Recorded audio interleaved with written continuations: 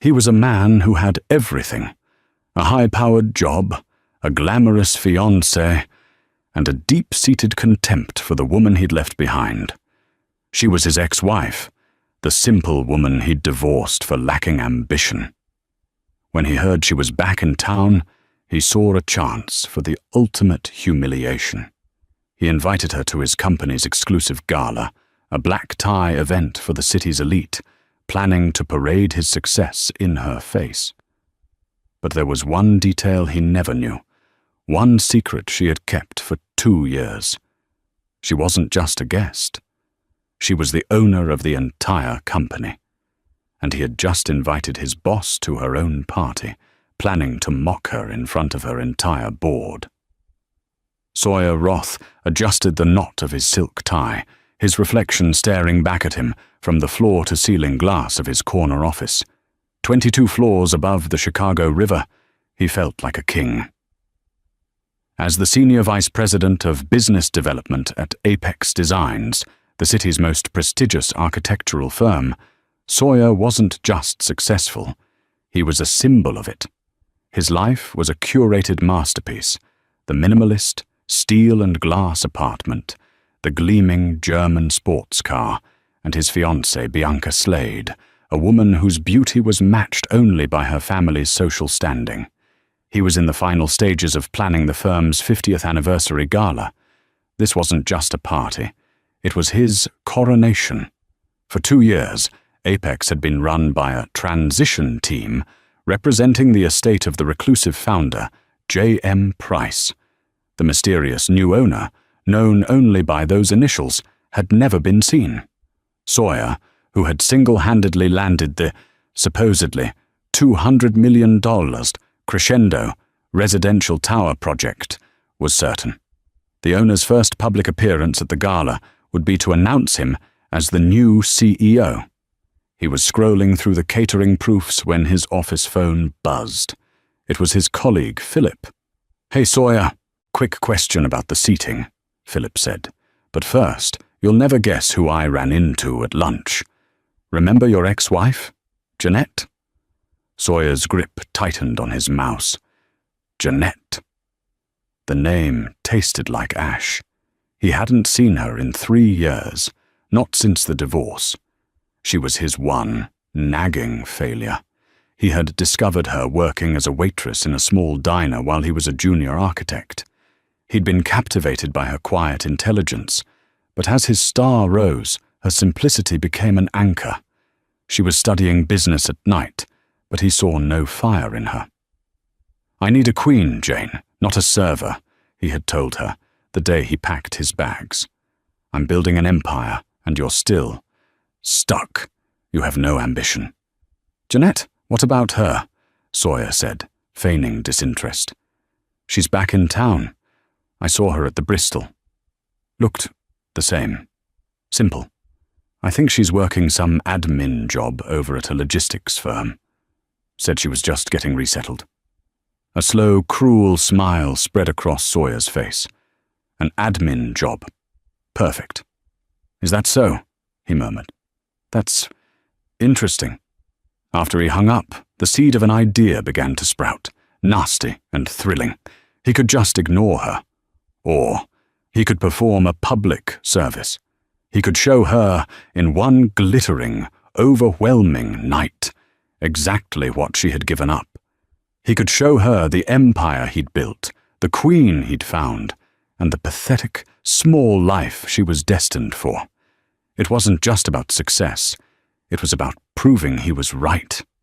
He brought it up to Bianca, that evening in their penthouse. Bianca, filing her nails on a white suede chaise, loved the idea. "Oh, darling, that's vicious. I love it," she purred, the diamonds on her engagement ring catching the light. "A little charity case for the gala. We can introduce her to the board chairman. It'll be adorable watching her try to curtsy." "It's an educational opportunity," Sawyer said, pouring 2 glasses of scotch. "It will give her closure." He found her email address through a mutual acquaintance. He spent a full 10 minutes crafting the message, his fingers flying across the keyboard, his heart pounding with a smug, vindictive thrill. Subject: An opportunity for you, Jeanette. I heard from Philip that you've returned to Chicago. I trust you're finding your footing. As you may, or may not know, I am organizing the Apex Designs 50th Anniversary Gala at the Fairmont. It's a rather exclusive event, but in the interest of old times, I've managed to secure you a +1, despite the exclusive list. I think it would be illuminating for you to see how the other half lives. It might provide you with some much-needed perspective, or at least a good meal. Let my assistant know if you can make it. I'm sure you don't have many black tie dresses hanging in your closet, so don't feel pressured to buy something new. Just try to look presentable. All the best. Sawyer Roth, SVP, Apex Designs. He hit send, imagining her face. The embarrassment, the shame, the bitter realization of her mistake. 20 miles away, in a sleek, soundproof office overlooking Lake Michigan, a notification chimed. Jeanette Price looked up from a complex financial projection. Her office was the opposite of Sawyer's. Warm woods, soft lighting, walls lined with books, not trophies. She read the email. Once. Twice. A small, cold smile touched her lips. She thought of the empire she hadn't just inherited, but had spent 2 years secretly rebuilding. She thought of the audits, the restructuring, and the stack of files on her desk, one of which had Sawyer's name on it, flagged in red. Her executive assistant, a sharp, older man named Martin, entered with a stack of letters. More RSVPs for the gala, Ms. Price, and the final draft of your speech. Thank you, Martin, she said, not looking up from her screen. And Martin, I'll be needing that +1. Mom? She clicked. Reply. Sawyer is overdue for his performance review. I think a black tie setting is perfectly appropriate. She typed one word and hit send. Delighted. The divorce had been brutal, not in its legality, but in its emotional violence. Sawyer hadn't just left. He had dissected her, piece by piece, until she felt worthless. No ambition was his kindest criticism. Provincial, frightened, and permanently small were his favorites. He told her he was destined for greatness, and she was the ballast he was cutting loose. She had signed the papers in a daze, crushed by the man she had supported, loved, and put through his final certifications while she worked double shifts at the diner and attended night school. She had cried for a week. Then she got angry. Then she got focused. 2 months after the divorce was finalized, the call came. Jeanette's maternal grandfather, J.M. Price, had passed away. She barely knew the man.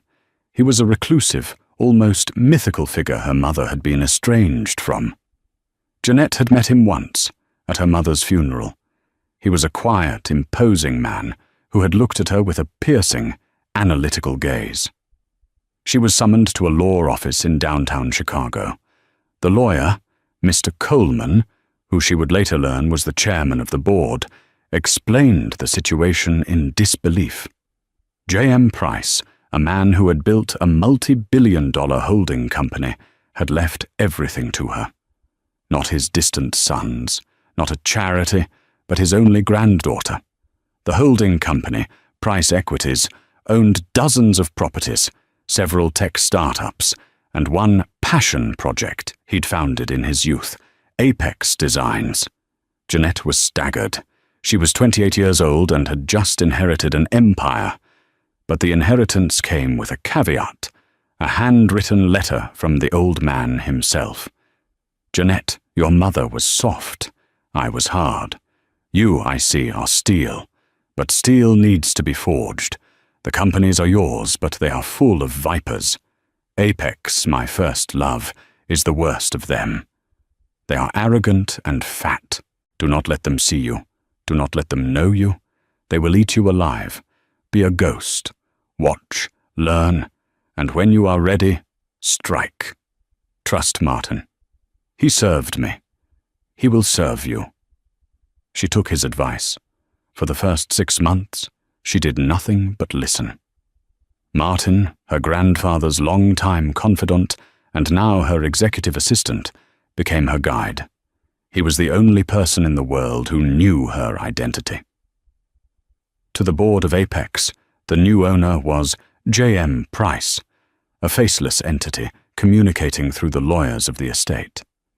Jeanette, meanwhile, got an admin job at one of her own logistics firms, using her mother's maiden name. She sat in a cubicle. She listened to the break-room gossip. She learned the business from the ground up, just as her grandfather had. After a year, she began to manage from the shadows. She moved into her real office, a private floor in a building Price Equities owned, under a shell corporation. She, as J.M. Price, began to issue directives. She demanded audits. She cut fat. She restructured departments. And she watched Sawyer Roth. She saw him rise, promoted by the very vipers her grandfather warned her about. He was all flash. His projects looked incredible on paper, but the audits she requested showed a different story. Thin margins, unhappy clients, and a $200 million contract for the Crescendo Tower that was, to put it mildly, built on a foundation of lies. Sawyer was promising features the firm couldn't deliver on a timeline they couldn't meet. The client, a massive private equity group, was getting nervous. Jane had been preparing to intervene for months. The 50th anniversary gala was her idea. It was to be her introduction. The ghost was finally going to appear, clean house, and set the new standard for her company. Sawyer's invitation wasn't just an insult, it was a cosmic joke. He was a condemned man, blissfully unaware, inviting the executioner to the gallows and offering to buy her a drink. "Are you entirely sure you want to proceed this way, Miss Price?" Martin asked, adjusting his glasses. He was deeply loyal and protective. This is a circus. He's a buffoon. You don't need to subject yourself to this." Jeanette looked at the invitation again. "Presentable."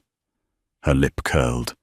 "Oh, absolutely," she said, her voice dropping, the steel her grandfather had seen finally forged. "Sawyer is the poster child for everything wrong with this company. He's the embodiment of arrogance. The board needs to see what happens when that arrogance is given a platform." She stood and walked to the window, looking down at the city. Her city. "He wants me to see his empire, Martin. He has no idea he's been living in mine." The week leading up to the gala was pure adrenaline for Sawyer. He was a whirlwind of motion, confirming vendors, barking orders at his assistants, and practicing his spontaneous acceptance speech for the CEO position. He was so certain of his promotion that he'd already commissioned a custom plaque for his new office. "It's about presents, Bianca," he explained, striding around their apartment while she scrolled through Instagram. "The board, Coleman, all of them. They respect strength. They saw how I handled the Crescendo deal. I willed it into existence." "Of course you did, darling," Bianca said, barely looking up. "Now which dress? The red or the redder?" Bianca was just as invested in this as he was. Her entire identity was performance. She relished the idea of being a CEO's wife, but even more, she relished the drama of Jeanette's arrival. "She actually said yes?" Bianca marveled, sitting up. "The little mouse has courage, I'll give her that." "It's not courage, it's desperation," Sawyer sneered. "She wants one last look at the life she could have had. She'll be in the corner, nursing a flat ginger ale, watching me on stage. It's almost sad." His cruelty, however, needed an audience. He found his colleague, Philip, by the elevators. Philip was a competent, if unexciting, architect. Sawyer saw him as a rival, but a non-threatening one. "Philip, my man, Ready for the big night?" Sawyer slapped him on the back. "It'll be a night," Philip said, non-committal. Still a lot of whispers about who this J.M. Price is. "I heard they're ruthless. The entire third floor was restructured by email." "Ruthless is just another word for efficient," Sawyer boasted. "You can't make an omelette without breaking a few eggs, Phil." The old guard was weak. This new owner, they know talent. They see what I've done with Crescendo. They're not going to let a rainmaker like me sit in a VP chair for long. "I suppose not," Philip said, shifting his briefcase. He, unlike Sawyer, had actually read the internal risk report on the Crescendo project and was deeply worried. Sawyer, high on his own hubris, decided to go one step further. He stopped at a high-end jewelry store on his way home. Not for Bianca, for Jane. He told the saleswoman he needed something for a charity auction, something simple, for someone who doesn't get out much. He settled on a thin, silver-plated bracelet with a single, tiny zirconia. It cost $80. He had it gift-wrapped. He would give it to Jane at the gala, perhaps right after his speech. A little no-hard-feelings trinket. A souvenir from the life she'd never touch. Across town, Jeanette's preparations were of a different nature. She was not planning an outfit. She was planning a war. Her admin job was long forgotten. She was in the main boardroom of Price Equities, flanked by Martin and Mr. Coleman, the chairman of the Apex board. Coleman, a stern man in his 60s, had been skeptical of Jeanette at first. Now he was her most fervent convert. He had seen her turn a dozen failing assets into profitable ventures. "The audit is complete, Ms. Price," Coleman said, sliding a thick binder across the table. "It's exactly as you suspected. Sawyer Roth is a house of cards." Jeanette opened the binder. The numbers were damning. The $200 million Crescendo contract was not secured. The client, a private equity group called North Star Holdings, was not just nervous, they were actively threatening litigation. Sawyer had hidden the default notices. He had fabricated progress reports. He had, in essence, been lying to the board for 6 months to secure his promotion. "He's been inflating his expenses," Jeanette noted, her finger tracing a line item. "A $5,000 dinner at a Linnea? For client relations?" "A Linnea," Martin specified, "is where his fiancée, Bianca Slade, had her birthday party." "He's not just arrogant, he's a thief," Jeanette said, her voice quiet and deadly. "And the board?" "They are embarrassed," Coleman admitted. "They believed his charm. They wanted to. He was the perfect image. But they are behind you. His fraud voids his contract. His termination will be effective when you decide." "I've decided," Jeanette said, closing the binder. "It will be effective the moment I walk off that stage." "And the gala? The invitation?" Coleman asked, his brow furrowing. "It's a security risk. It's undignified." "It's necessary," Jeanette said. "He wants to make a spectacle of me. He's right. It will be a spectacle. But he's miscast the roles. He thinks he's the star of the show. He's just the before picture." Only then did she turn to her personal preparations. She wasn't having a dress made. She already had her armor. In her private closet was a custom-made outfit. It wasn't a glittering gown. It was a midnight blue silk wool creation that was half suit, half dress. It had sharp, defined shoulders, a severe but elegant neckline, and a cut that was pure, unadulterated power. It was not the dress of a guest. It was the dress of an owner. "He told me to look presentable, Martin," she said, looking at the outfit. "I'm afraid I'm going to have to disappoint him." The grand ballroom at the Fairmont Chicago was a sea of black ties, diamonds, and noise. Champagne flowed from gravity-defying towers. A string quartet played softly in the corner, ignored by the laughing, shouting members of Chicago's financial and architectural elite. Sawyer Roth stood near the grand staircase, his arm possessively around Bianca's waist. Bianca was a vision in blood red, a dress so bright and tight it demanded attention. Sawyer felt a surge of pride. This was his life. These were his people. "There's Coleman," Sawyer muttered, nodding toward the bar. "He looks nervous." "Good. He's probably just anxious about the big announcement." "Stop fidgeting, darling. You're creasing your lapel," Bianca hissed, before turning a dazzling smile on a passing bank president. Philip found them, looking pale. "Sawyer, I just got a text from the North Star client rep. He says he's here. He sounds furious. He said something about fraud?" Sawyer's smile tightened. He grabbed Philip by the elbow, steering him behind a pillar. "You will not breathe a word of this, do you understand? They're just nervous. I'll handle it after my announcement. The rep is probably just trying to squeeze us.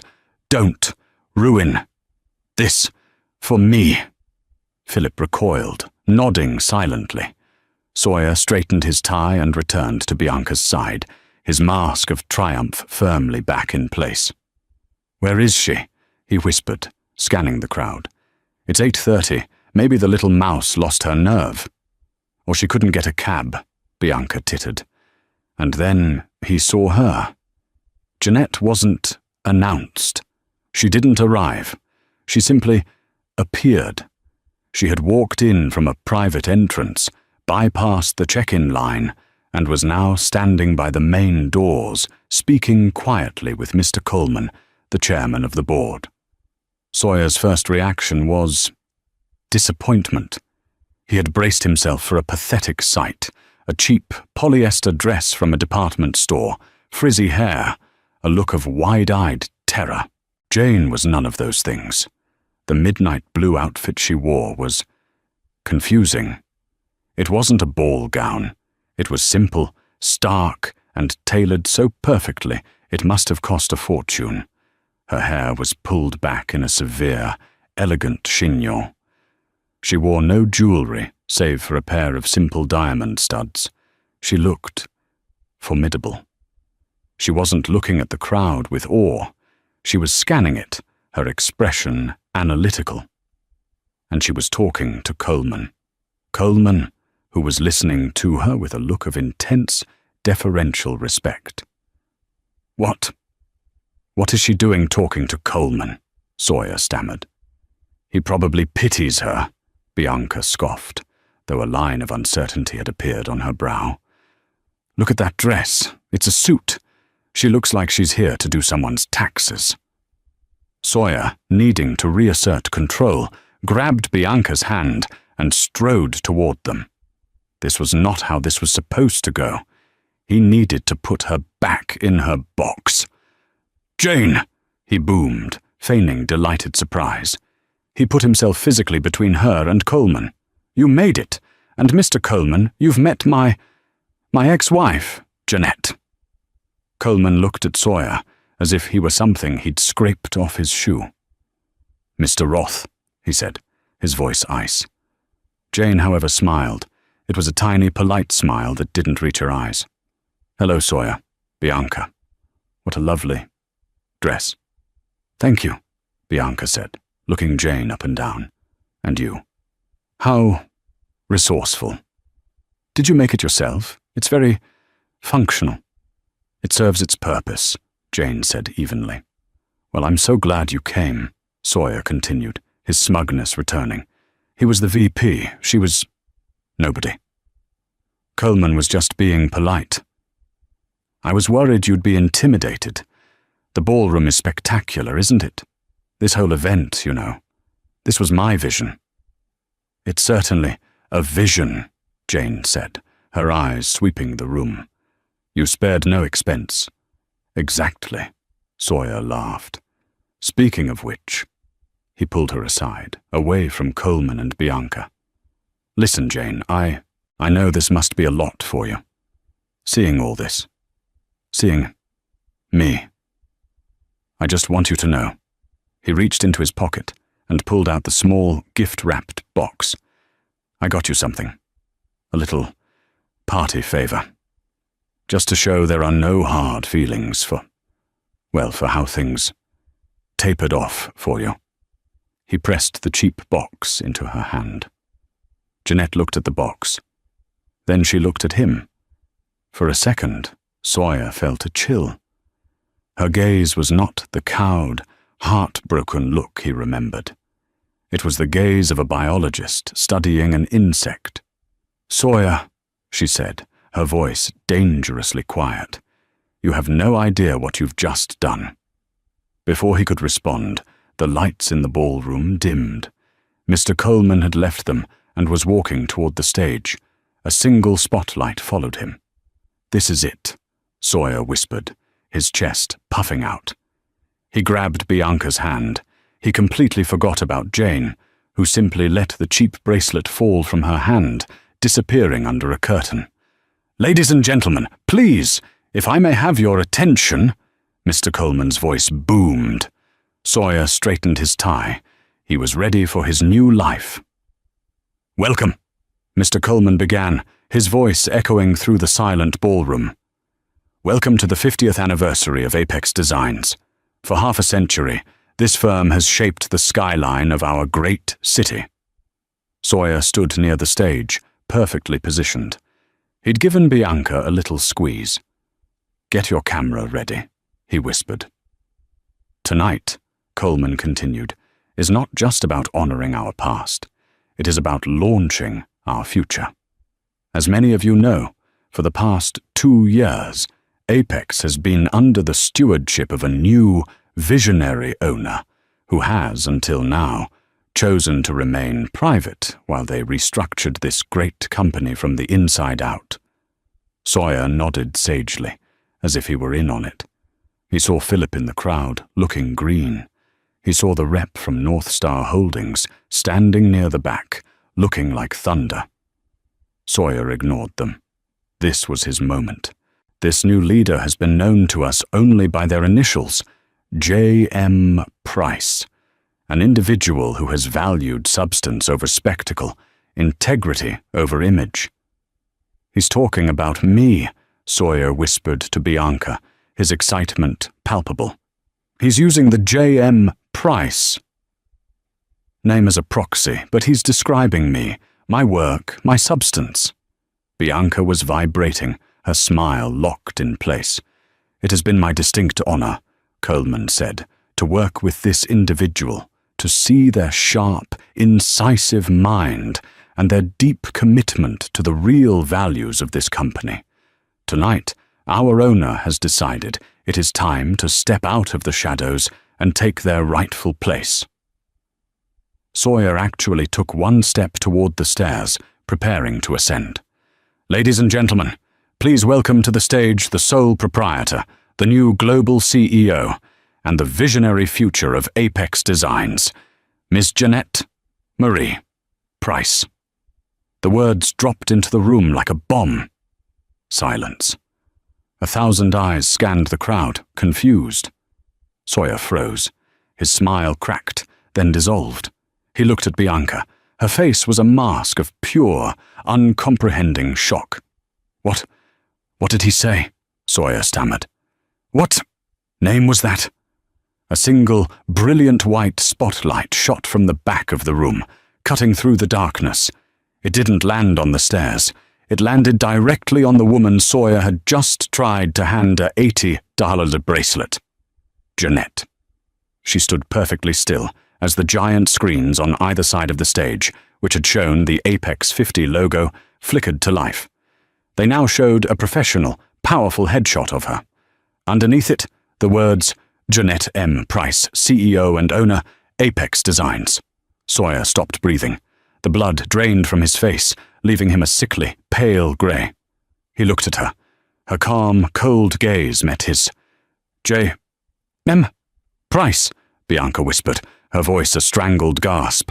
"Jeanette Marie Price. Jane gave her ex-husband a small, tight-lipped nod. It was a nod of dismissal. Then, to the sound of stunned, hesitant applause that slowly grew, she walked past him, her heels clicking purposefully on the floor. She ascended the steps, not as a guest, but as a queen ascending her throne. She shook Coleman's hand and turned to the podium. The jumbotron showed her face, 20 feet high. She was in command. Sawyer just stood there, a statue of broken ego. His entire world, his future, his empire, it had all just collapsed in on him in the span of 10 seconds. He said to no one. She was a waitress. She's not a waitress, you idiot, Bianca hissed, her voice shaking with rage and terror. She's, oh my God. Sawyer, what did you do? I invited her. You invited her to humiliate her, Bianca shrieked, her voice cracking. You invited your boss, the owner of the company, to her own party. To pity her? Bianca looked at him, her eyes wide with dawning horror. Not for him, but for herself. Her future as a CEO's wife just evaporated. She was, instead, the fiancée of the company's biggest fool. You're an idiot, she spat, her face contorted in a mask of pure contempt. A complete and utter idiot! She turned and stalked away, pushing through the stunned crowd, leaving him utterly alone in the spotlight's afterglow. It has been my distinct honor, Mr. Coleman said, his voice resonating with a gravity that hushed the final whispers in the ballroom, to work with this individual, to see their sharp, incisive mind, and their deep commitment to the real values of this company. Tonight, our owner has decided it is time to step out of the shadows and take their rightful place. Sawyer's heart hammered against his ribs. He felt the heat of 1,000 gazes. This was it. He smoothed his lapel, his breath held, his eyes locked on the stairs. He could already feel the heavy weight of the CEO title settling on his shoulders. He gave Bianca's hand a final, triumphant squeeze. "Ladies and gentlemen," Coleman boomed, "please welcome to the stage the sole proprietor, the new global CEO, and the visionary future of Apex Designs." Sawyer took one step forward. Ms. Jeanette Marie Price. The name hung in the air, a physical, impossible thing. Sawyer's brain simply refused to compute it. He froze, his foot hovering over the floor. He heard a sound like 1,000 people sucking in their breath at once. Jeanette. He thought he had misheard. It had to be a mistake. A different Jeanette. A Jeanette Price, who was some distant, unknown cousin of the founder. It was a coincidence. It had to be. Then, the brilliant white spotlight didn't hit the stairs.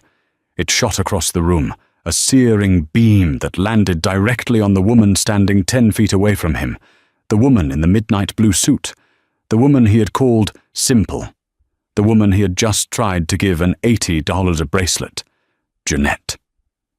As if in a nightmare, the two giant screens on either side of the stage, which had shown the Apex 50 logo, flickered to life. They were now filled with a professional, powerful headshot of her. It was a photo he'd never seen.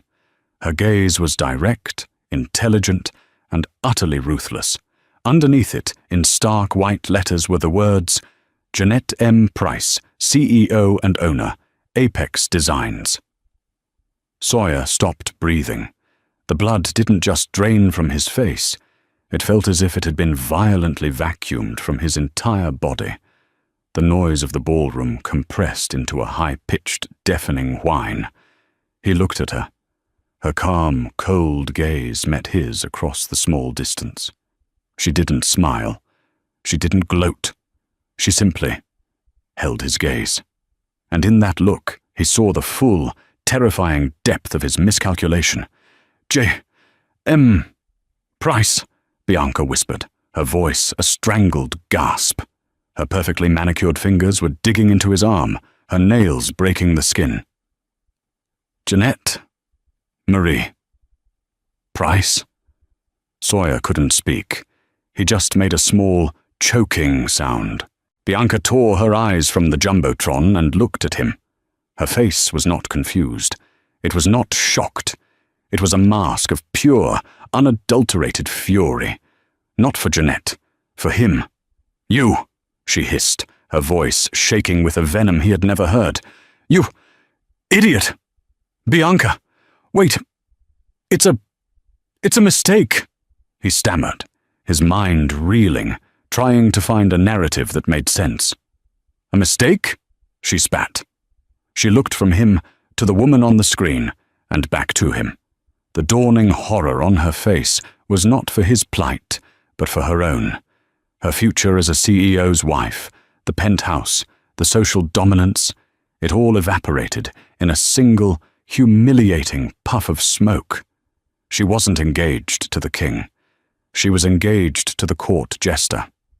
You invited her to humiliate her, Bianca shrieked, her voice cracking, drawing the stares of those closest to them. You invited your boss, the owner of the entire company, to her own party, to pity her. I didn't know, he pleaded. That's what makes you an idiot, Sawyer, she cried. A complete and utter fool. She ripped her arm from his grasp. You are nothing. With a final look of contempt that burned him to his very soul. She turned and stalked away, her red dress a slash of crimson as she pushed through the stunned, whispering crowd. She didn't look back. She left him utterly alone, a solitary, trembling target in the middle of the room. A stunned, hesitant applause began, led by the board members at the front tables. It slowly grew, a wave of confusion and dawning realization. Jeanette, impassive, walked past him. Her heels clicked on the marble floor, each sound a hammer blow against his sanity. She ascended the steps, not as a guest, not as an ex-wife, but as a queen ascending her throne. She shook Coleman's hand and turned to the podium. She adjusted the microphone, and the small sound echoed like a gunshot. Good evening, she said. Her voice was calm, clear, and amplified, filling every corner of the vast room. It was not the quiet, hesitant voice he remembered from the diner. This voice had iron in it. This voice had authority. My name is Jeanette Price, and as of tonight, I am the CEO of Apex Designs. For 2 years, I have been your silent partner. Her eyes scanned the room, seeming to land on every single face. I have been observing. Sawyer was paralyzed. He watched, horrified, as Philip, his colleague, slowly turned to look at him, his expression one of pure, unadulterated shock, mixed with a dawning, terrible understanding. I have observed a company with a brilliant legacy, Jane continued, a company my grandfather built with his bare hands.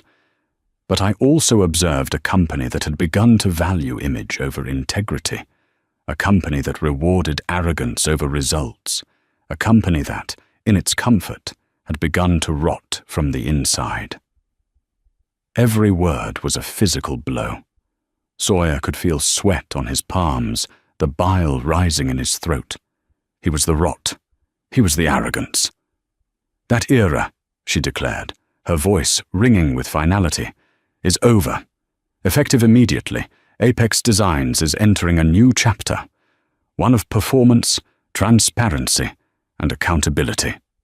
She smiled, a sharp, corporate smile that held no warmth. We will no longer tolerate bloat. We will no longer tolerate waste. And we will certainly no longer tolerate those who believe they are bigger than the company itself. The applause this time was thunderous. The board members, the real power players, were all standing, applauding her. His boss, his ex-wife. I know, she said, raising a hand to quiet them, that there are many rumors about our major projects. Let me be clear. Sawyer's heart stopped. No, she wouldn't. "The Crescendo Tower project," she said, her voice cutting, "is being terminated.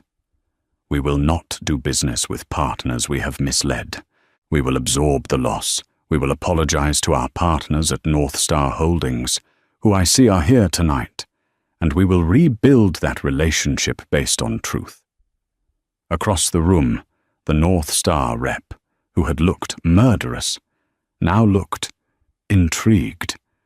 He stared at Jeanette, then nodded slowly at the stage. He saw a path forward.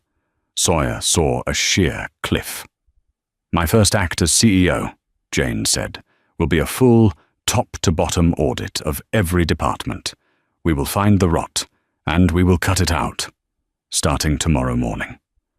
Her eyes swept the crowd and landed, once more, on him. "Thank you.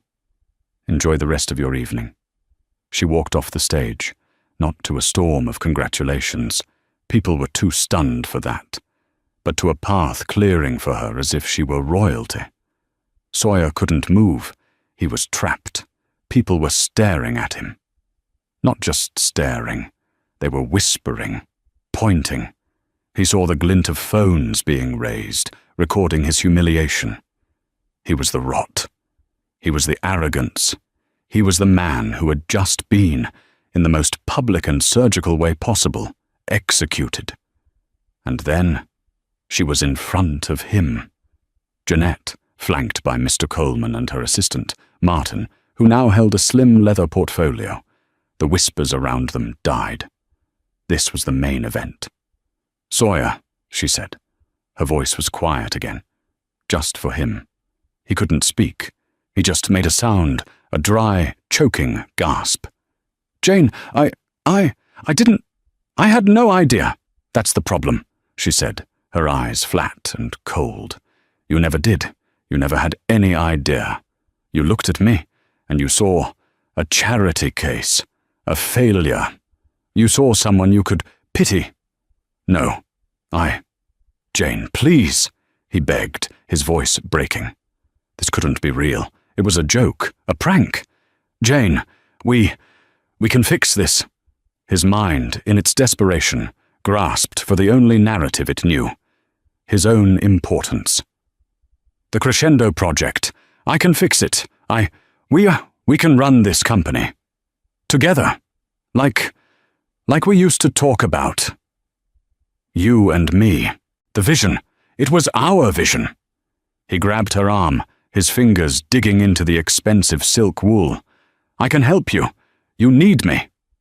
The desperation in his voice was foul.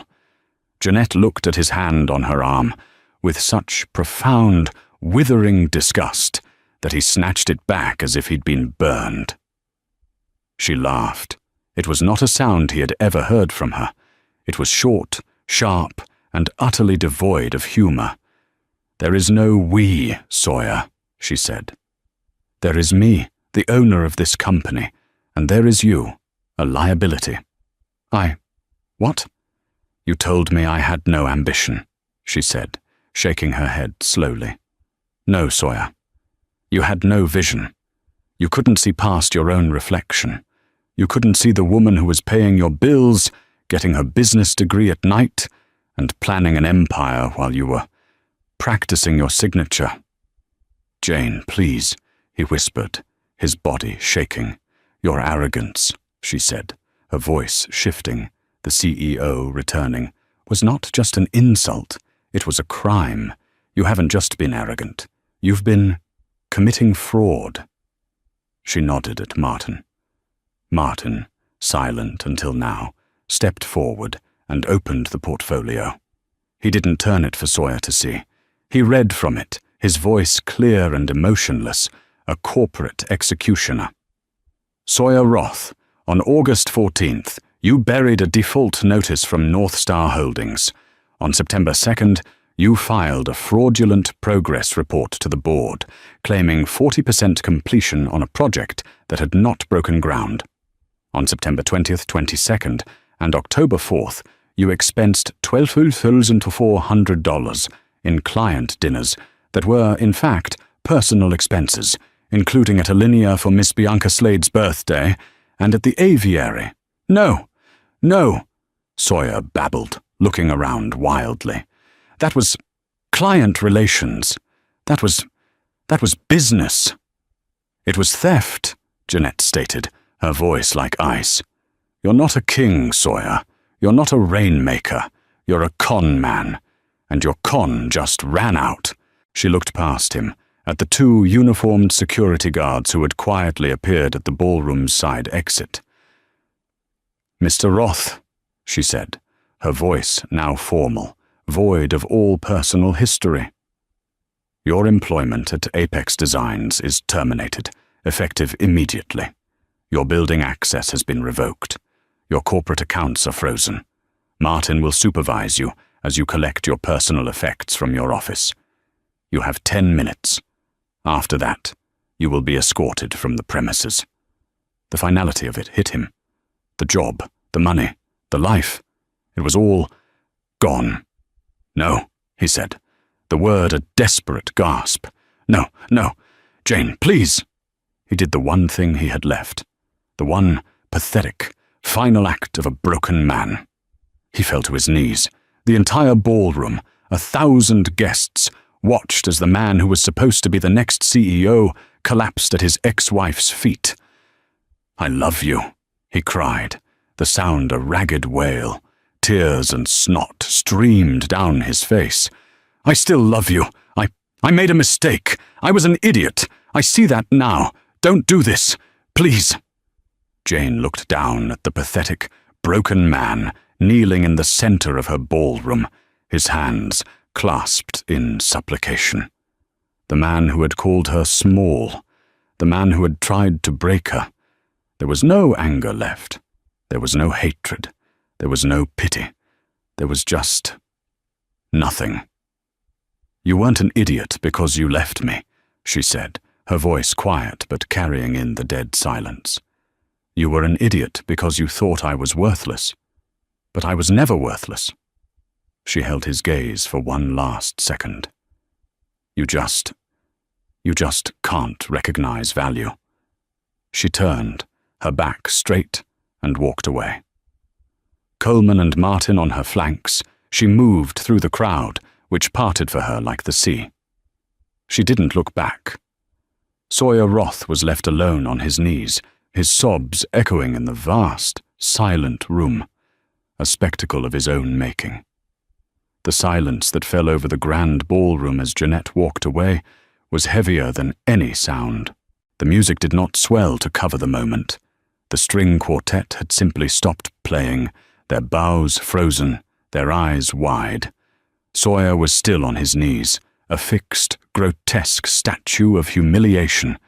The spotlight had moved off him, but he was still the center of every stare, a black hole of disgrace. He heard a single, sharp sound, a laugh. He looked up. It was Bianca.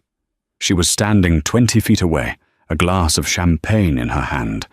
She was looking at him with an expression of pure, unadulterated contempt. She wasn't angry. She wasn't sad. She was amused. She had already processed her loss and was now simply marveling at his stupidity. Well, she said, loud enough for those around her to hear. He's certainly not CEO material, is he? She turned, not in a flurry, but with a deliberate, cold grace, and walked over to a man by the bar, a man Sawyer recognized as a rival, a hedge fund manager he had always despised. Bianca tapped the man on the shoulder, and when he turned, she gave him a dazzling, predatory smile. She was already cutting her losses, her future secured before Sawyer's knees had even cracked the floor. That was the last he ever saw of her. The next he heard was the 48-hour later announcement in the society pages, severing their engagement and, in a single, brutal sentence, aligning herself with integrity and honesty. Sir. Sawyer flinched. The two security guards Jeanette had summoned were now standing over him. They were not unkind, but their expressions were firm, their hands resting on their belts. "You need to come with us, sir." The word "sir" was a mockery. One guard took his arm, hauling him to his feet. He was a dead weight. The walk from the center of the ballroom to the side exit was the longest of his life. It was a gauntlet of whispers, of averted eyes, and, worst of all, of pity. The pity he had been so eager to heap on Jeanette was now drowning him. Martin, Jeanette's quiet, severe assistant, was waiting at the door. He didn't speak. He simply led the way up a service elevator into Sawyer's former office. His security pass was already deactivated. His nameplate was already gone. In 10 minutes, he was back in the service elevator, clutching a small cardboard box containing a framed photo, a coffee mug, and a meaningless top salesman trophy. He was escorted out the back door into a cold, wet Chicago alley, a sobbing, incoherent wreck. The professional fallout was just as swift and surgical. At 7 a.m. the next morning, Jeanette Price walked into the Apex Designs lobby. The office, usually humming by that time, was a tomb. Employees stood by their cubicles, unsure whether to sit, to work, or to flee. Jeanette called an all-hands meeting in the atrium. She stood on the central staircase, wearing the same power suit from the night before. "Good morning," she said, her voice carrying without a microphone. "Last night was a new beginning. My first act is one of transparency." She held up the audit report. "This document," she said, "details the lies, waste and fraud perpetrated by Mr. Roth. It also details the brave work of those who tried to stop him." She looked into the crowd and found a pale, terrified-looking Philip.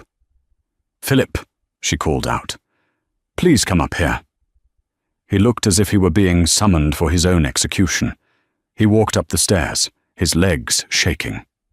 "Philip," Jeanette said, "is the only person who filed accurate risk reports on the Crescendo project.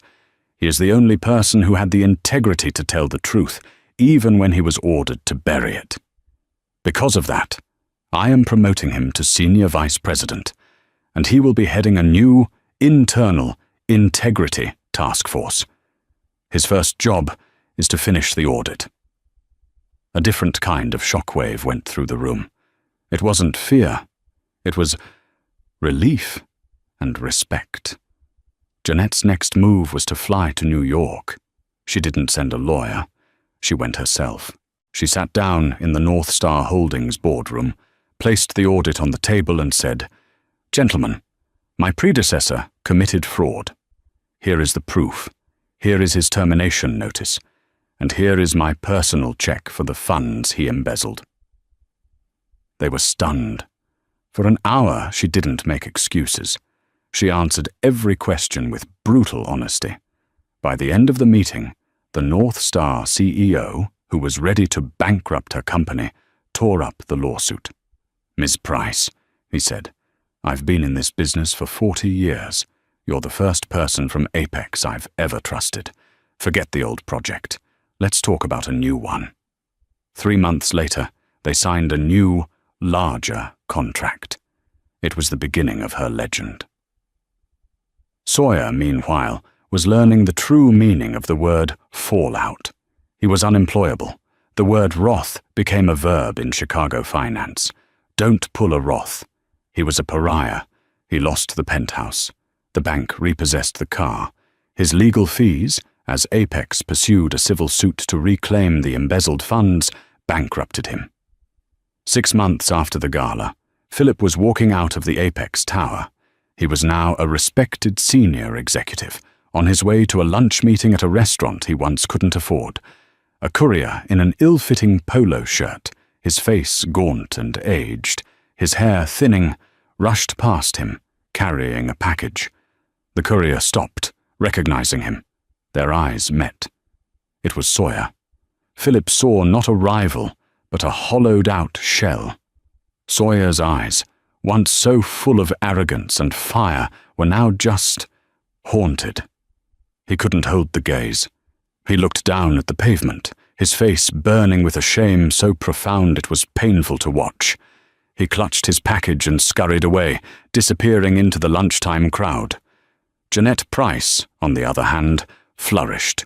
She rebuilt Apex from the ground up, not with flash, but with steel. She was featured in Crane's Chicago Business for the fastest corporate turnaround of the decade. She was tough, she was fair, and she was brilliant.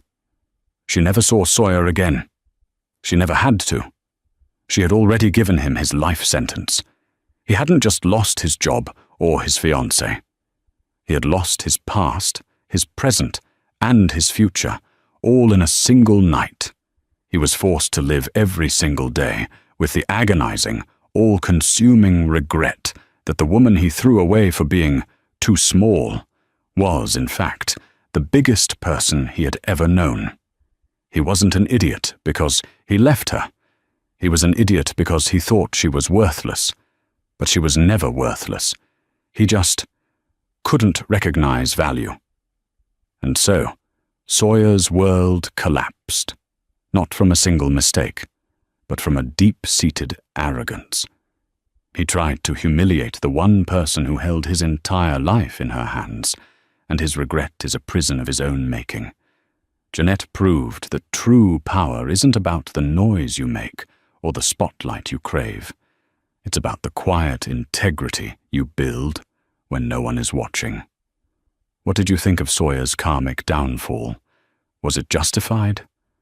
What would you have done if you were in Jeanette's shoes? Let us know your thoughts in the comments below. If you love stories about justice, drama, and seeing arrogance get what it deserves, then you're in the right place. Please hit that like button, share this video with someone who needs to see this, and most importantly, click subscribe and ring that notification bell so you never miss another story.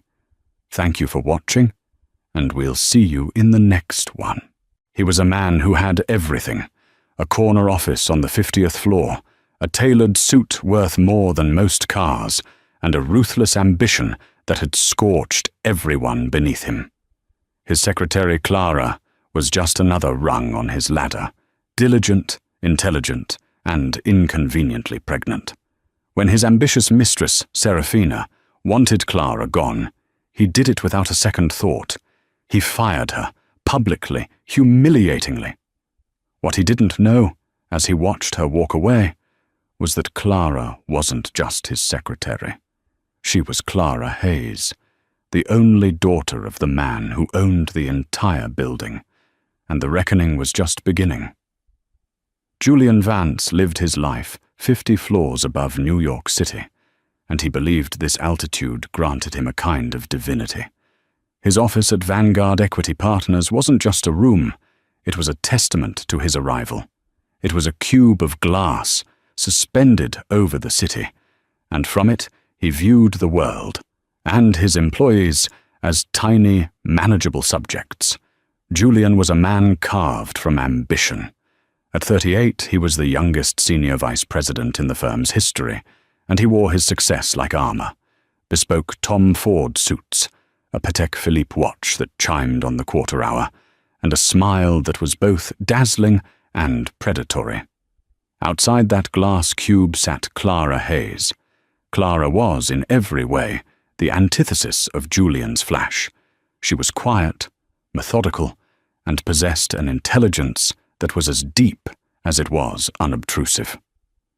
For 2 years, she had been the perfect secretary. She anticipated his needs, corrected his mistakes before he made them, and managed his chaotic schedule with an unnerving calm. She was, as Julian often bragged to his peers, a mind reader. But 6 months ago, Clara had become an inconvenience.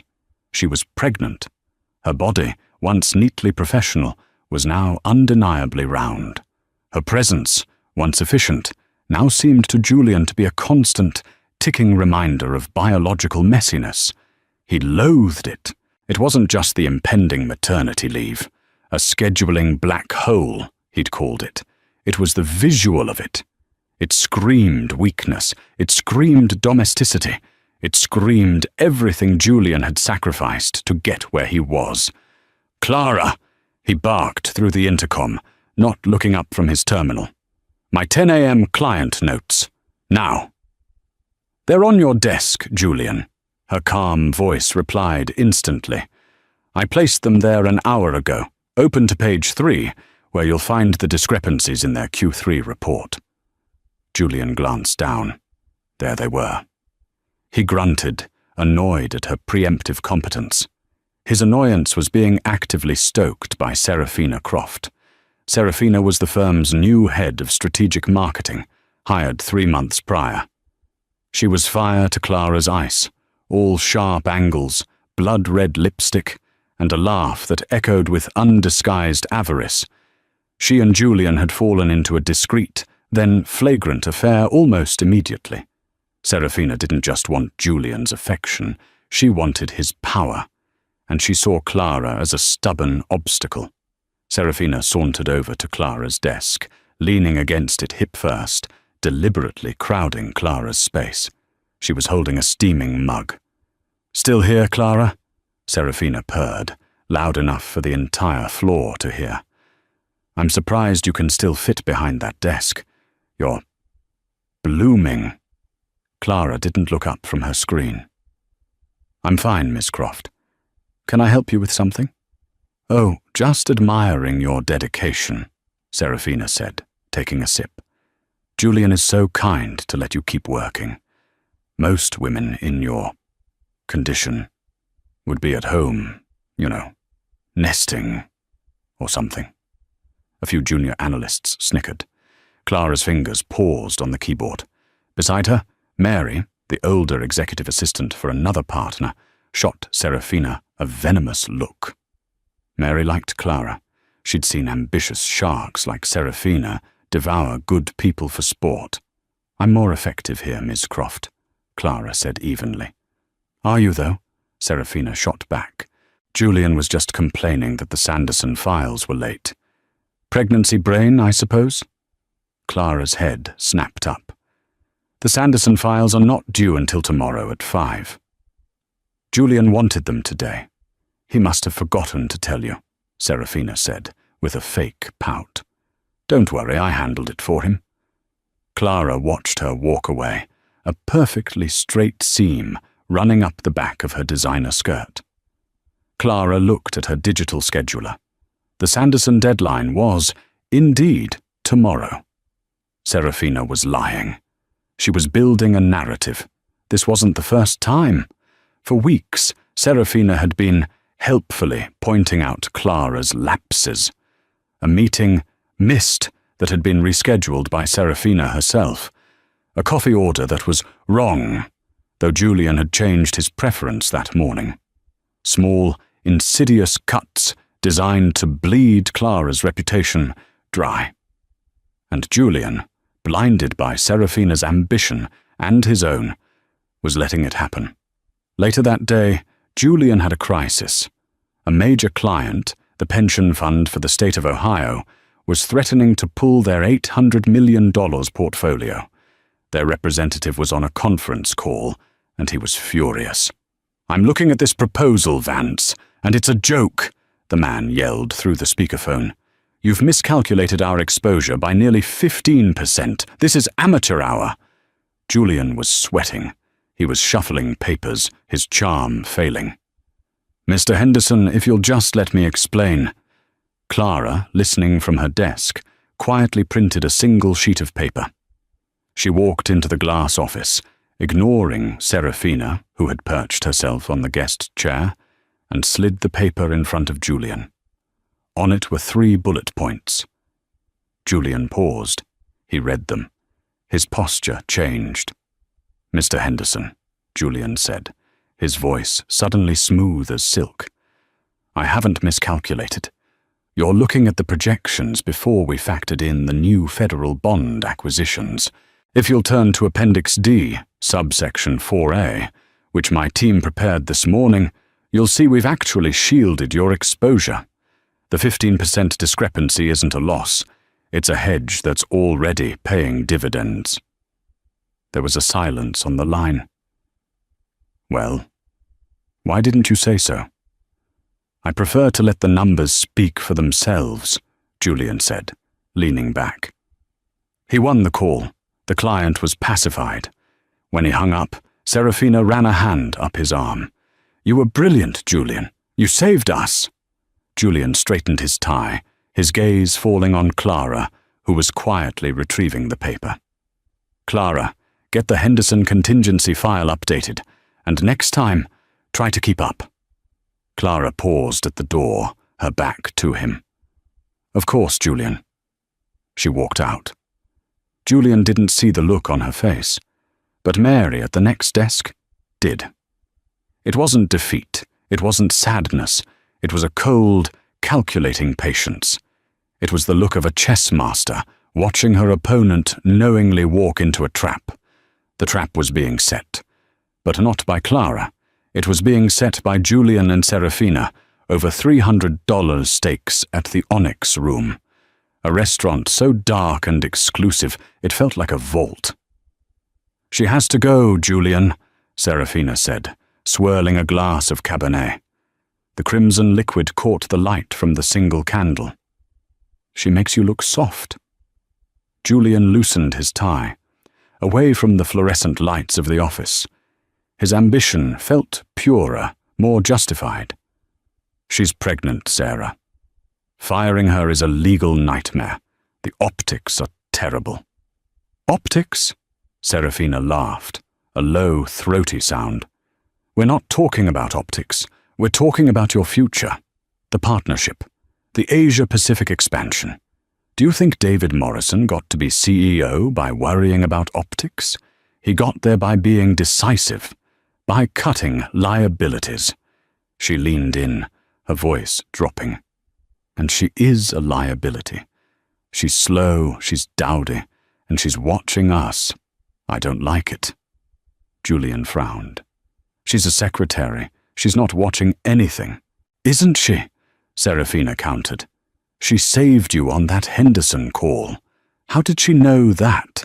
How was she that prepared? It's like she's auditing you. It's creepy, Julian. And frankly, I want her desk. I want to be right outside your office. I can be your partner in this, Julian. Your real partner. But not while she's there, playing Mother Superior. The image she painted was potent.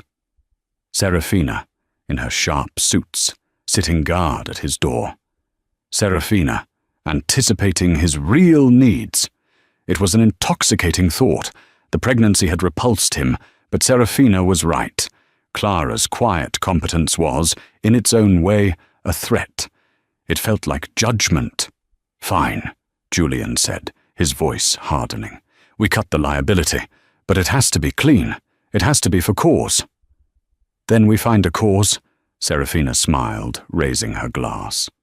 The cause began the next day. It was a two-pronged attack. Manufacture a performance issue and sabotage her reliability. The first step was a file. The North Star acquisition was Julian's flagship project, a $2 billion deal. The final signatory papers were due by courier to London by 10 a.m. Friday. This was a hard deadline. Missing it would incur massive penalties. Clara had the package prepped by Wednesday. She logged it for international courier pickup, triple-checked the customs forms, and placed the bright red, wax-sealed envelope in the secure outgoing mail slot. She sent a confirmation email to Julian. North Star package is secure and logged for 8 a.m. pickup tomorrow, Thursday. It will arrive in London with 24 hours to spare. Julian read the email. Serafina was leaning over his shoulder. See? He whispered. She's on top of it. It's impossible. Nothing is impossible, Serafina whispered back. She waited until 5:30 p.m., when Clara, moving a little slower than usual, packed her bag and headed for the elevator. Clara was the last to leave their section. Mary, the other assistant, had left hours ago. At 5:35 p.m., Serafina walked calmly to the mailroom. She flirted with the night shift clerk, asked him to find a lost earring near the sorting table. While he was distracted, her hand darted into the International Secure slot. She retrieved the bright red envelope. She didn't destroy it. She simply slipped it into her oversized designer handbag. At 7 p.m., she and Julian were in his office. He was pacing. "This is insane, Sarah. This is a felony." "It's a clerical error, Julian," she cooed, placing the envelope on his desk. Clara's error. She must have forgotten to put it in the slot. Look, here it is, sitting on her desk, buried under a memo. She must have left it this afternoon. How tragic. How forgetful. She then moved to Clara's computer. Clara, trusting, had her password saved in a desktop file for Julian, in case of emergency. This, Serafina decided, was an emergency. She logged into Clara's email. She found the confirmation message sent to Julian. "North Star package is secure and logged." Serafina smiled, and with a click of the mouse, she deleted it. Not just from Clara's sent folder, but from the server-side recall. Then, she went into Clara's scheduler and deleted the courier pickup appointment. "There," she said, logging out. No email, no appointment, just a package sitting on her desk. Missed. A multi-billion-dollar deal, jeopardized by her incompetence. By her pregnancy brain. Julian stared at the package. This was the point of no return. This wasn't just firing someone, it was destroying them.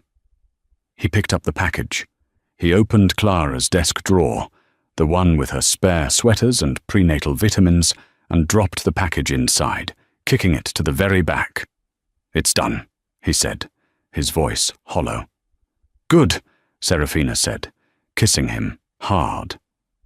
"Now tomorrow, we'll be in the Chicago office. We'll be unreachable. By the time anyone realizes the package never left, it will be Friday morning. It will be too late, and it will be entirely her fault." They left the office, partners in crime. Back in the darkness, the green light on Clara's computer terminal blinked off, but across the hall, a small red light on a ceiling-mounted security camera, the one Julian always assumed was just for show, remained on. It had captured Serafina's 5:35 p.m. visit to the mailroom. It had captured her logging into Clara's computer. It had captured everything. Friday morning was electric with panic. The first call came at 9 a.m., London time, which was 4 a.m. in New York. Julian, asleep in his high-rise apartment, ignored it. The second came at 5 a.m. from his boss, David Morrison. Julian answered that one. "Vance, where in God's name is the North Star package?" Morrison bellowed, his voice cracking with transatlantic static. "Our London team is sitting here with the board, and the documents are not here. The 10 a.m. deadline is in 1 hour. Julian feigned groggy confusion. "What? That's impossible." Clara confirmed it was sent. "Well, it wasn't," Morrison roared. "You fix this, Vance. You fix this now, or your partnership is dead." The line clicked. Julian was wide awake. He frantically called the office. Clara, who always arrived at 7 a.m., picked up. "Clara, where is the North Star package?" Julian yelled, genuine panic now mixing with his manufactured rage. "It's... what?" Clara's voice was instantly alert. "Julian, it's in London. I sent it Wednesday for Thursday pickup." "It's not in London. The courier company has no record of a pickup. Did you log it?" "Yes, of course I logged it. I emailed you the confirmation." Clara was typing furiously. "Julian, the email. It's gone. The scheduler appointment. It's not here." "What do you mean it's not there?" Julian spat. "Did you forget?" "Clara, did you forget to send the most important package of my career?" "No, Clara was stunned. She was searching her desk, her mind racing. I don't understand. I know Find it, Clara. Find it, or you are finished." Julian hung up. He showered, shaved, and dressed with methodical care. He put on his most expensive suit. Today was a day for an execution. He arrived at the office at 9 a.m. sharp. The floor was a morgue. Everyone knew the North Star deal was dead. The firm would face millions in penalties, but worse, the reputational damage was catastrophic. Clara was pale, standing by her desk, her hands resting on her stomach. She looked defeated. "My office, Clara." "Now," Julian said, his voice devoid of all warmth. Serafina was already inside, sitting in the guest chair, examining her nails. She looked up as Clara entered, a mask of false sympathy on her face. "Clara, I'm so sorry.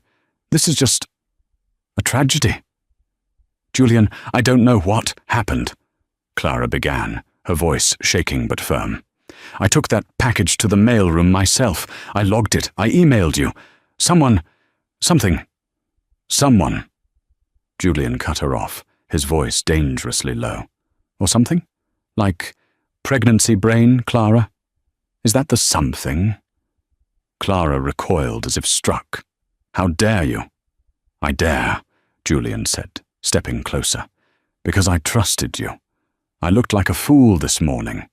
This firm is now exposed to litigation and ruin, all because my mind-reader secretary was too busy picking out nursery colors to do her one simple job."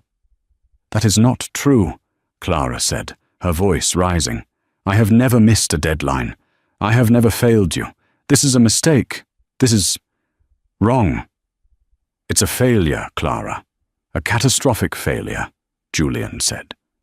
He leaned on his desk, the picture of a disappointed, betrayed leader. "Serafina was the one who found the package. Go on, Sarah, tell her." Serafina looked up, her eyes wide with mock sadness. "Clara, I found it this morning, in your desk drawer, under a pile of baby magazines." This was a lie too far, a vicious, unnecessary embellishment. "What?" Clara whispered. She physically staggered back. No, I would never. Someone put it there." "Who, Clara?" Julian laughed, a cold, barking sound. "The mailroom gnome? Serafina? Me? Do you hear how paranoid you sound? You're hormonal, you're forgetful, and you just cost this company its biggest deal of the decade." He circled his desk and stood over her. She had to tilt her head back to look at him. "I can't have unreliable people on my team," he said. "The partnership is expanding. We're moving into Asia. I need sharks. Clara, not this." He gestured vaguely at her stomach. Clara's eyes, which had been wide with shock, suddenly narrowed. The fear vanished, replaced by that same cold, calculating calm Mary had seen before. "Julian," she said, her voice quiet, "you are making a terrible mistake." "No," he said. "My mistake was not doing this months ago. You're fired, Clara, effective immediately." "Julian, you can't," Serafina said, playing her part. "I can and I am," Julian snapped. "Performance. Gross negligence. I have more than cause. Security is on their way up." The entire office was watching through the glass walls. They could hear the raised voices. Mary had her hand over her mouth. "You're firing me," Clara stated, not a question. "Because of a package you know I sent. You're firing me, 6 months pregnant, to give my desk to your mistress." The air left the room. Julian's face went from angry to purple. Serafina shot to her feet. "How dare you!" Serafina shrieked. "Shut up, Serafina," Clara said, her voice cutting through the air like a razor. She never broke eye contact with Julian. "You will regret this, Julian Vance. You will regret this more than any other decision in your short, pathetic life." "Get her out," Julian choked out, pressing the security button on his phone. 2 uniformed guards arrived. "Mr. Vance?" "Ms. Hayes is no longer an employee. Please escort her from the building." The guards looked uncomfortable. Escorting a visibly pregnant woman out was a new low. "Ma'am, if you'll come with us." Clara didn't look at them. She looked only at Julian. She let the silence stretch, imprinting his furious, triumphant face into her memory. Then she turned, with all the dignity she could muster, and walked out of the glass office. The guards followed. Someone had already brought a cardboard box to her desk. She didn't have much. A framed photo, a coffee mug, a small plant. Mary rushed over, tears in her eyes. "Clara, I'm so sorry. I know you didn't." "It's all right, Mary," Clara said, her voice soft now. "It's not your fault." She placed her few items in the box. As she did, her sleeve rode up, revealing a simple, elegant watch. It wasn't a Rolex or a Patek. It was a vintage Cartier, understated, but worth more than Julian's entire collection. No one noticed. She picked up the box. The entire floor was silent, watching her walk of shame to the elevators. Serafina was standing in the doorway of Julian's office, a triumphant smirk on her face. Clara passed her and paused. "You know," Clara whispered, just for Serafina. "The camera in the 50th floor hallway.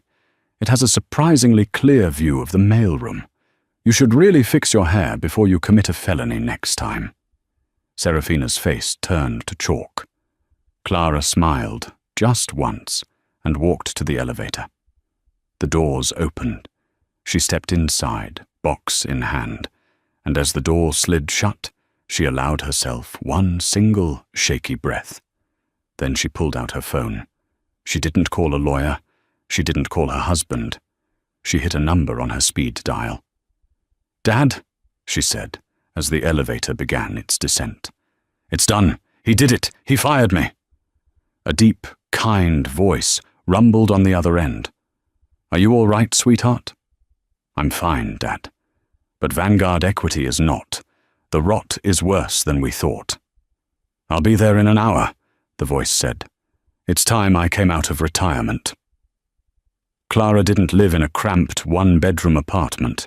She lived in a sprawling, 5-story brownstone on the Upper East Side, a fortress of old money and quiet elegance.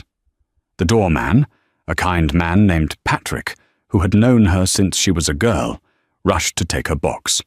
"Miss Hayes," he said, his face creased with worry. "You're home early. Is everything all right?" "Everything is precisely as it should be, Patrick," Clara said, managing a smile. "Is my father here?" "Mr. Hayes is in the library, Mum. He's been waiting for you." She walked past the soaring ceilings and the original Rothko paintings in the foyer, her heels clicking on the marble. She entered the library, a room panelled in dark mahogany and smelling of old books and leather. Harrison Hayes stood by the window, looking out over the private garden. He was a man in his late 60s, but he radiated an energy that shamed men half his age. He wasn't tall, but he was broad, with a full head of white hair and eyes so blue they seemed to bore through steel. This was the man who had built Vanguard Equity Partners from nothing, a legendary, almost mythical figure on Wall Street. The press called him the Architect. For the last 5 years he had been happily retired, leaving the day-to-day to his hand-picked successor, David Morrison. He turned as she entered. "Clara." He enveloped her in a hug, his hand going to her belly. "And how is my grandchild?" "He's kicking," Clara smiled, leaning into him. "He's as indignant as I am." "He has my blood, after all," Harrison chuckled. He led her to a deep leather armchair and poured her a glass of water. "Tell me everything. From the top." Clara recounted the entire sordid affair. The Henderson call, the missed package, the lies, Serafina, the public humiliation. Harrison listened, his face impassive. He was a man who listened for a living, and his stillness was more terrifying than any rage. "He used the phrase, 'pregnancy brain'?" Harrison asked, his voice soft. "He did, and then he gestured to my stomach and said, 'I need sharks, not this.'" Harrison closed his eyes for a moment. When he opened them, the blue had turned to ice. "Julian Vance, I remember him. Wharton, same as you. Top of his class. I thought he was hungry. I didn't realize he was depraved." This had all been Clara's idea. A year ago, she had been a rising star at a rival firm, already a junior partner. But she'd been hearing things about her father's company. Rumors, whispers of a toxic Shark Tank culture that had taken root since his retirement. Talk of bullying, of shady accounting, of good people being pushed out. "It's my legacy, Dad," she had told him. "It's our name on the building. I won't let it be rotted from the inside." She'd had one condition. She would go in with her mother's maiden name, Hayes. No one would know who she was. She'd start as a floater, learn the systems, and find the source of the rot. Her father had argued, but she was as stubborn as he was. Her credentials were so good, she was placed as Julian Vance's secretary within a month. His reputation as a difficult manager was legendary, and no one else would take the job. "I thought he was just an arrogant bully, Dad," Clara said, sipping her water. "But this is criminal. Serafina Croft and he, they're stealing." "Stealing?" Harrison sat up. "You have proof?" "More than proof," Clara said. She walked to the desk and pulled out a slim, encrypted flash drive. "Julian thought I was reading baby magazines. I was running forensic accounting on his discretionary marketing funds, the ones he directs to Serafina." She plugged the drive into a laptop. "Serafina isn't just his mistress. She's his launderer. 3 months ago, she incorporated a shell company, Croft Media Solutions. Since then, Julian has approved over $4 million in consulting fees to this company. The invoices are for market synergy analysis and brand strategy. They're boilerplate nonsense." She pulled up another file. "Here are the bank transfers from Croft Media Solutions to an offshore account in the Caymans, an account held by a holding company. And guess who the sole director of that holding company is?" "Julian Vance," Harrison finished, his voice grim. "He wasn't firing me because I'm pregnant," Clara said, the pieces clicking into place.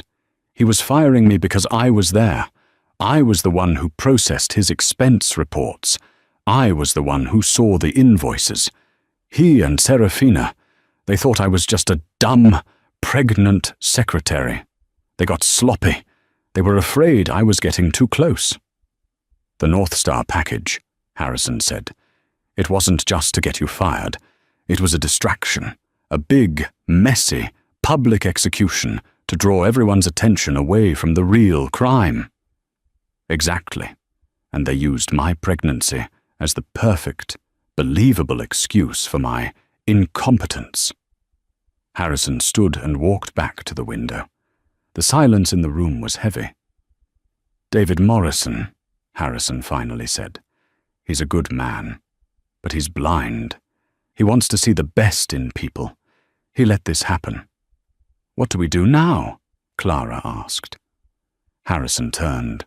The kindness was gone from his face, replaced by the cool, lethal focus of the architect.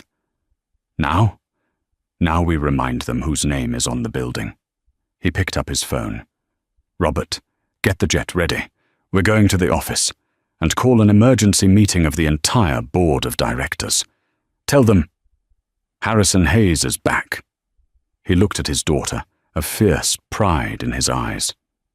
"And Clara, it's time for you to change out of your secretary's uniform. You're going to need your Wharton suit for this." Julian Vance felt like a king. He had slept the sleep of the victorious. The North Star deal was a disaster, yes, but he had already spun it. He had spent all of Friday afternoon in crisis meetings with David Morrison, the CEO. "David, I am shattered," Julian had said, a masterpiece of feigned grief. I trusted her. I think I was too sensitive to her condition. I didn't want to add to her stress, so I wasn't as vigilant. I blame myself. Morrison, a man who valued empathy, had bought it. "It's a terrible lapse, Julian, but you're right. The timing, it's a mess. Don't worry. Our lawyers will handle the fallout. You just focus on the partnership. We need your leadership." The partnership. It was still his. He had cut the liability, and he was being rewarded for it. Now it was Monday morning. He walked into the lobby of the Vanguard Tower, his $3,000 leather shoes clicking on the granite. He nodded curtly to the security guard, his mind on Serafina, who was already upstairs. She had officially moved her things to Clara's old desk, right outside his glass cube. Everything was in its right place. The elevator was packed with junior analysts, all of whom went silent when he stepped in. He was a god to them. Terrifying, but a god. When he stepped out onto the 50th floor, however, the atmosphere was wrong. It wasn't the usual Monday morning hustle. It was silent, tense. Mary, the older assistant, was at her desk, her eyes red. When she saw Julian, she gave him a look of such pure, unadulterated contempt that it actually made him pause. "Good morning, Mary," he said. Mary just turned back to her screen. He shrugged it off. He walked toward his office. Serafina was not at her new desk. Strange. Then he saw it. An email flagged, "Urgent Mandatory," had arrived at 8:01 a.m. Subject, "Emergency Board and Senior Partner Meeting, 9 a.m. Location, the Founders Boardroom, 52nd floor. Attendance, mandatory, no exceptions." Julian's heart gave a little thrill. This was it. The North Star fallout was over, and this was his promotion. They were gathering the partners to announce him. They were probably fast-tracking it to show the firm was stable, moving forward. He checked his reflection in the glass, straightened his Brioni tie. He was ready. He took the private executive elevator to the 52nd floor. This floor was for board meetings only. It was quiet, opulent, and smelled of old money and furniture polish. He pushed open the massive oak double doors to the founder's boardroom and stopped dead. The room was full. The entire executive board, all 12 members, were seated. David Morrison, the CEO, was there, looking pale and nervous, not at the head of the table, but on the side. At the head of the table, in the high-backed chair that had sat empty for 5 years, was Harrison Hayes. Julian's blood turned to ice water. He had never met Harrison Hayes. He had only seen the oil portrait of him in the lobby. The man in the portrait was smiling. The man at the table was not. "Mr. Vance," Harrison said, his voice quiet but echoing in the cavernous room. "You're late. Take a seat." Julian's legs felt like lead. He fumbled into the only empty chair. It was at the far end of the table, opposite Harrison. He felt like he was being judged from a mile away. "Where is Serafina Croft?" Julian managed to ask. "Ms. Croft is indisposed," Harrison said. "She's with our head of security and our internal audit team. It seems there are some irregularities in her marketing budget. But we'll get to that." Julian's mouth went dry. This was not a promotion. "I have been retired for 5 years," Harrison began, his eyes sweeping the table, landing on every single board member. "I left this firm, Vanguard, in your hands. I trusted you to maintain the culture I built, a culture of integrity, of diligence, and of respect." He steepled his fingers, his icy blue gaze finally landing and staying on Julian. "Instead, I find a culture of bullying, of theft, and of staggering incompetence. Mr. Morrison, you were CEO. How did this happen? David Morrison looked like he was going to be sick. Harrison, I had no idea. The internal reports, Harrison cut him off, were doctored. The profits from Mr. Vance's division, for example, have been exaggerated. His successes, it seems, were not his own. Julian gripped the arms of his chair. Mr. Hayes, I don't know what you've been told, but my division is the most profitable in the firm. The Henderson call just last week. Ah, yes. The Henderson call, Harrison said, a thin smile playing on his lips. The one you brilliantly saved. A call where you miscalculated a client's exposure by 15%, and your secretary had to slide you the answer. Julian was speechless. How? How do you— I know, Harrison said, because my head of internal review told me. You see, I've had someone on the inside for the last 8 months. Someone I trust implicitly. Someone with a Wharton MBA, a background in forensic accounting, and a vested interest in this company's good name. Harrison nodded to the double doors. You can come in now. The doors opened. In walked Clara Hayes. She was not the Clara he knew. The mousy brown hair was pulled back into a severe, elegant chignon. The drab maternity blouses were gone, replaced by a dark navy blue Armani pantsuit, custom-tailored to accommodate her pregnancy. She wore her power as comfortably as he wore his arrogance.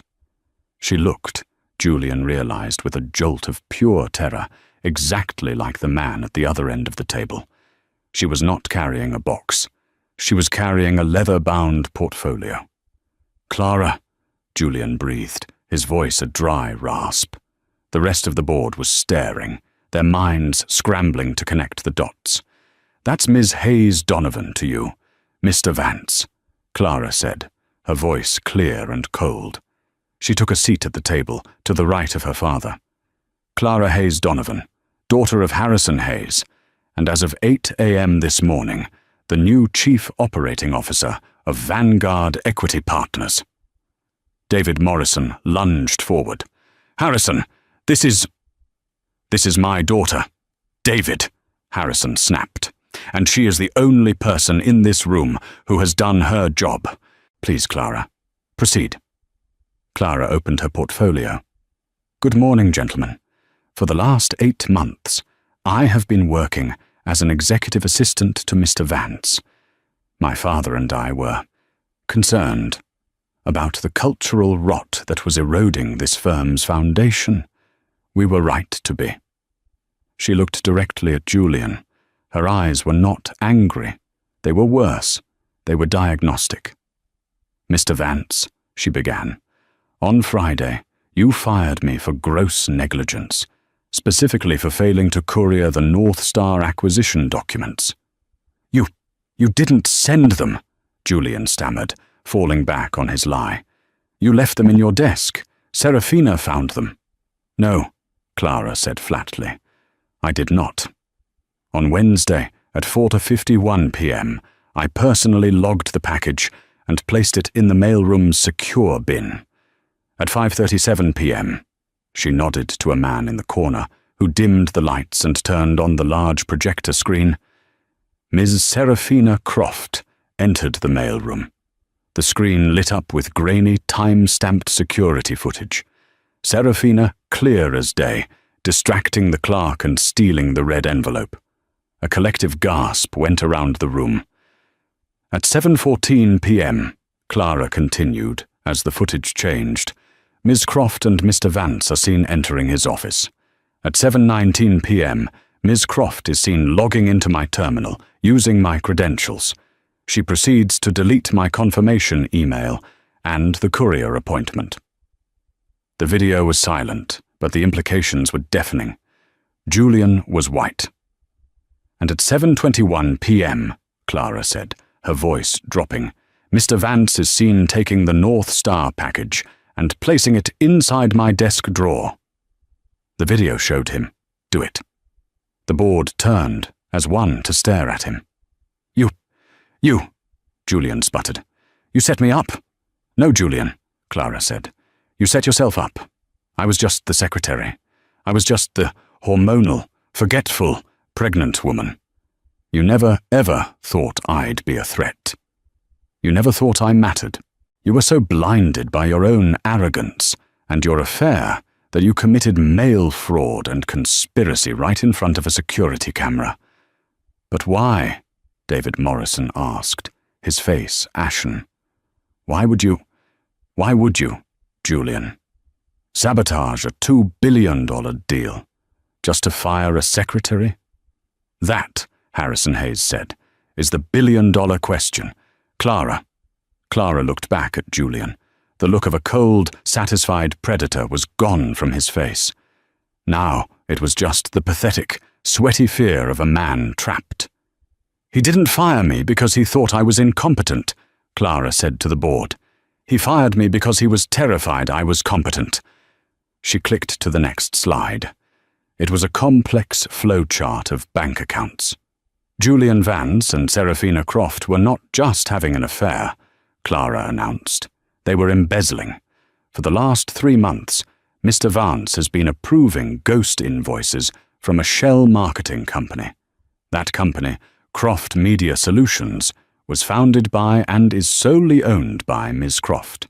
In 90 days, they have siphoned $4.2 million from this firm. She pointed to a line item. This $4.2 million was then wired to a holding company in the Cayman Islands, a holding company named J. Vance Capital. Ring any bells, Julian? Julian Vance made a sound, a low, strangled noise.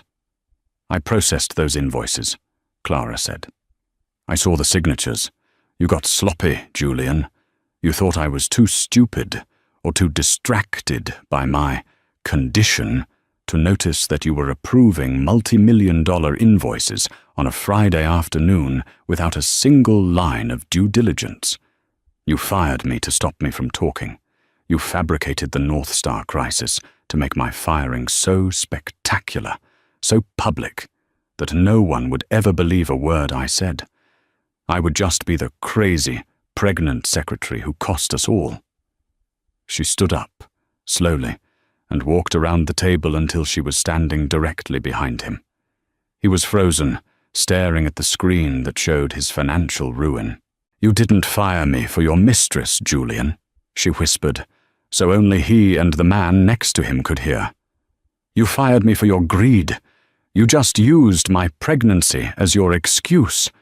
You gestured to my child, my son, and called him a liability. You called me this. She moved back to her seat. Mr. Vance, you are a thief. You are a conspirator.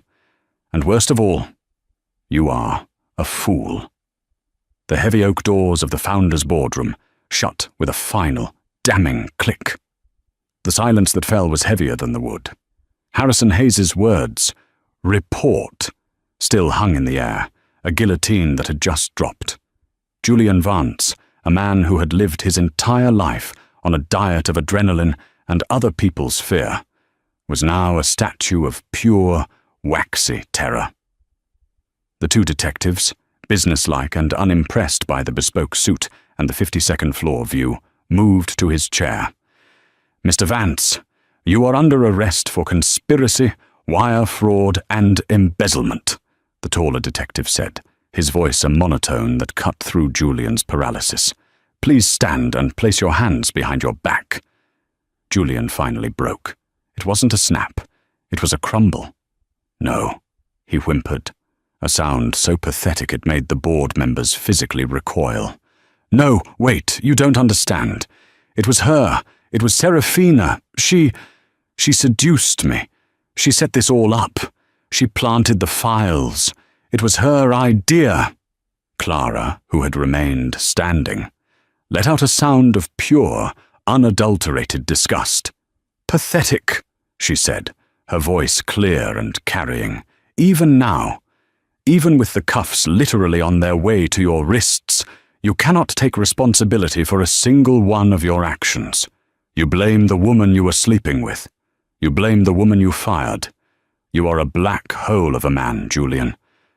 Nothing is ever your fault." As the cold steel clicked shut around his wrists, Julian's terror-fueled denial finally cracked, revealing the raw, venomous hatred beneath.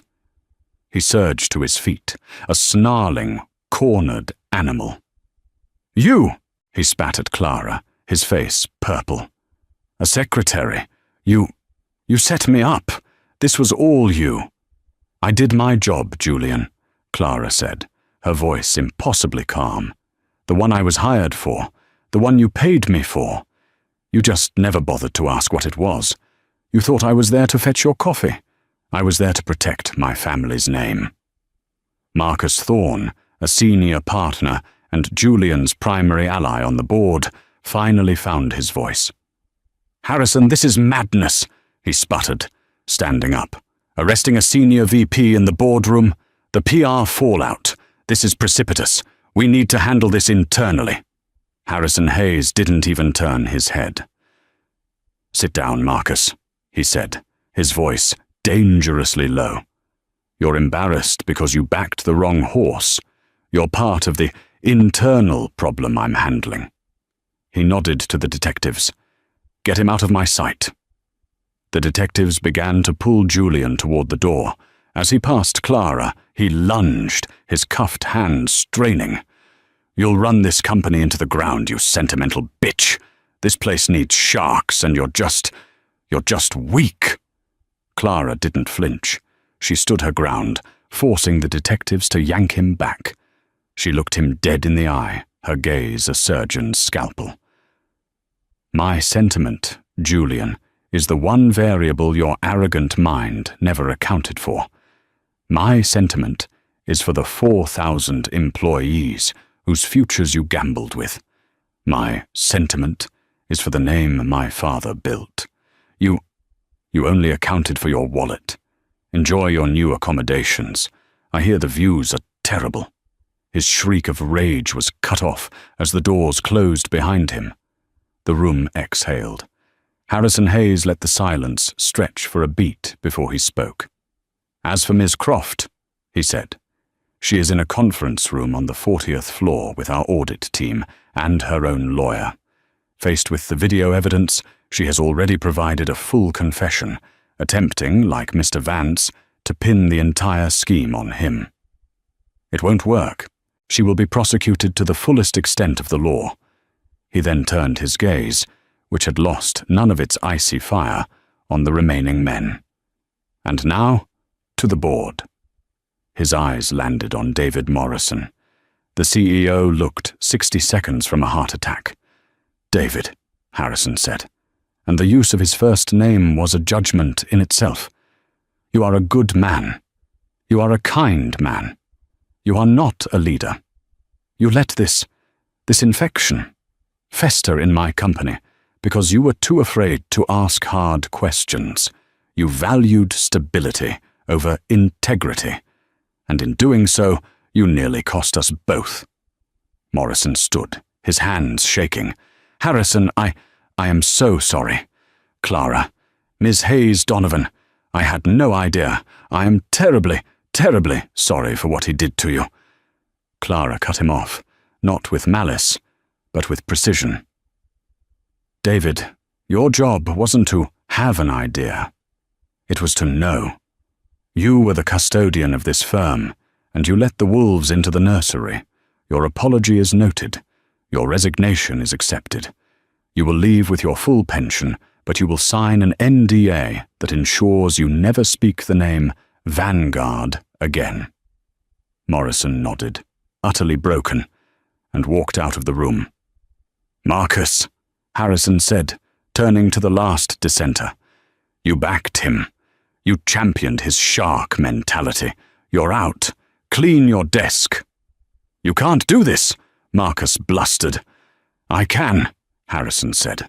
"This entire board is dissolved, effective immediately. It will be reconstituted under the new COO's direction by the end of the day. You can leave on your own, or you can follow Mr. Vance in cuffs for aiding and abetting. Your choice." Marcus Thorne, his face pale, fled the room. Finally, they were alone. Just Harrison and Clara in the vast, silent boardroom. The morning sun streamed in, illuminating the dust motes dancing in the air. Harrison let out a breath he seemed to have been holding for 5 years.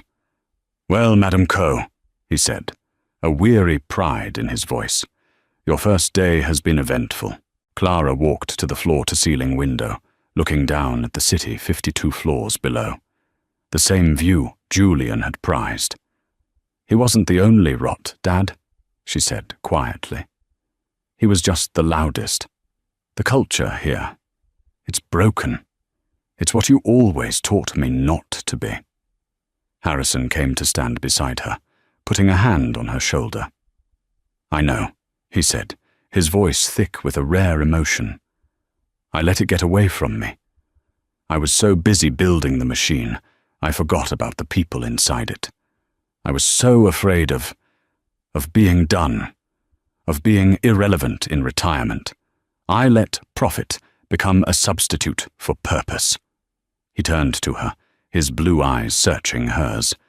"That's why you are the new COO, not me. I'm going back into retirement, for real this time. This is your firm now, Clara. Fix it." Clara put her hand over his, her other hand resting on her belly. "I'm scared, Dad. It's so broken. And with the baby." "Your pregnancy isn't a liability, Clara," he said fiercely, echoing her earlier words. "It's a perspective. It's your greatest asset. You're not just building for the next quarter. You're building for the next generation. That's what I lost. That's what you'll bring back. Now, shall we go reintroduce you to your new team?" They walked together to the 50th floor. The atmosphere was a funeral. The entire floor was frozen, watching them. They saw Julian's glass cube, now empty. They saw security guards boxing up Serafina's things from Clara's old desk. Clara walked to the center of the floor. Everyone stared, whispering. "Mary," Clara called out. Mary at her desk looked up, her eyes wide with terror. She thought she was next. She slowly approached. "Clara, Ms. Hayes. Ms. Hayes, Donovan." Clara smiled, a real, warm smile. "Mary, for 8 months, you were the only person on this floor who showed me genuine kindness. You have more integrity in your fingernail than Mr. Vance had in his entire body. You are my new executive administrator. Your title and your pay will reflect your seniority and your value. We start now." Mary's hands flew to her mouth, and she burst into tears of sheer, unadulterated relief. It was the first crack in the ice. That afternoon, Clara held an all-hands town hall in the firm's main atrium. She stood in front of 500 employees, her father standing off to the side, a proud observer. She used no microphone. Her voice, trained in Wharton lecture halls, carried. "My name is Clara Hayes Donovan," she began. "My father, Harrison Hayes, built this firm. For the last 8 months, you knew me as Clara Hayes. On Friday, many of you watched me get fired, humiliated, and escorted from this building. This morning, you watched Mr. Vance get arrested." A nervous murmur went through the crowd. "The era of Vanguard as a shark tank is over," she declared. "Sharks are lazy, solitary predators. They eat their own. From today, we will be a wolf pack. We are intelligent, we are strategic, we are collaborative, and we protect our own. This will be a place of integrity first. Profit second, because integrity, in the long run, is profit." She laid out her new vision. "The rot stops today. I am firing every manager in this firm with a credible HR complaint of bullying or harassment. Their positions will be filled from within. And my first act as COO," she paused, her hand going to her stomach, "is to announce the new Vanguard parental leave policy. 6 months, fully paid, for all employees, mothers, fathers, and adoptive parents, because family is not a liability. It is our foundation, A stunned silence. Then, led by Mary, a slow, building wave of applause that became a roar. The next 6 months were a war. The sharks she fired didn't go quietly. Marcus Thorne's allies tried to sue for wrongful termination. Clara countered, in person, with the meticulous evidence of their complicity and incompetence she had gathered as a secretary. Forbes magazine ran a scathing article titled, "The Heiress's Hobby. Can a Pregnant Idealist Run a Wall Street Firm?"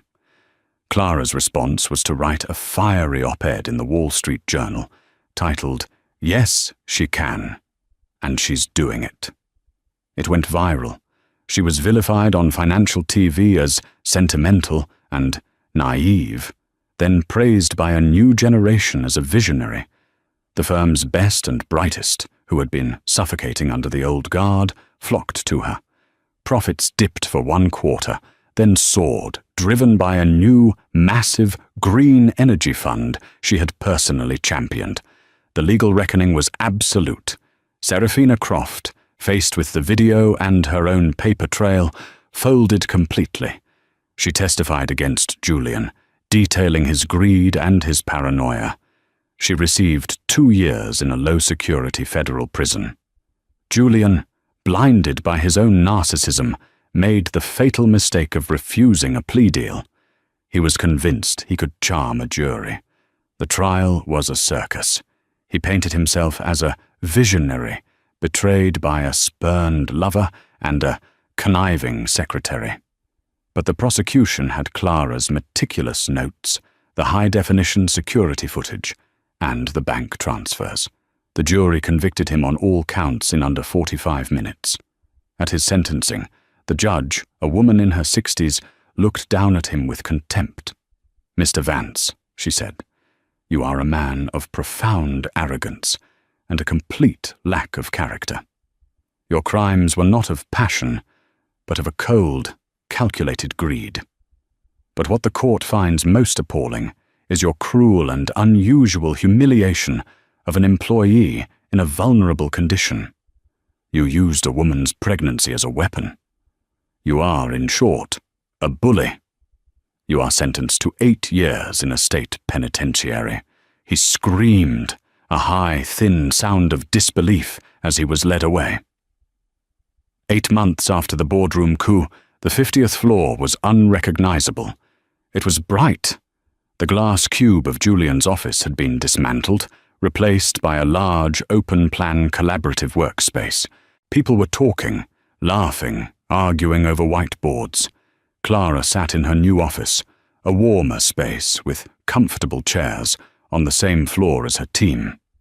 She was on a conference call, finalizing the acquisition of a tech startup. Her desk was covered in reports, but also a small, silver-framed sonogram. She was in mid-sentence when she stopped, her breath catching. She smiled, a small, tired but triumphant smile. Mary, now her unflappable chief of staff, noticed immediately. "Ms. Hayes, is it?" "It is," Clara breathed, closing her laptop. "Call my husband, and tell the Tokyo board. The call will have to be rescheduled for tomorrow morning. My son has decided on an earlier-than-expected arrival." Harrison Hayes met her at the elevator, holding a brand-new baby carrier, beaming. "Ready, Madam Coe?" "More than ready, Dad," she said, squeezing his arm. As the elevator doors closed, the floor didn't panic. They didn't whisper. They stood, and they applauded their leader. Clara Hayes Donovan had built a company that could run without her for a few hours, or a few months. The new foundation was strong. It wasn't built on fear. It was built on trust. What a story of karma and consequences. It just goes to show that you never, ever know who you're talking to. Julian's arrogance and cruelty weren't just his moral failing. They were his financial ruin. He saw a pregnant secretary as a weak, disposable problem, but he was actually abusing the most powerful person in the building. Clara proved that true strength isn't about yelling, bullying, or wearing an expensive suit. It's about intelligence, patience, and knowing exactly when to make your move. She didn't just get revenge. She rebuilt an entire company in her own, stronger image. What did you think of Julian's takedown? Was it satisfying? Let me know in the comments what your favorite part of the story was. If you loved this story, please hit that like button. Share this video with someone who needs to see justice served, and make sure you subscribe to the channel so you never miss another real-life drama. We have new stories coming every week. Thanks for listening.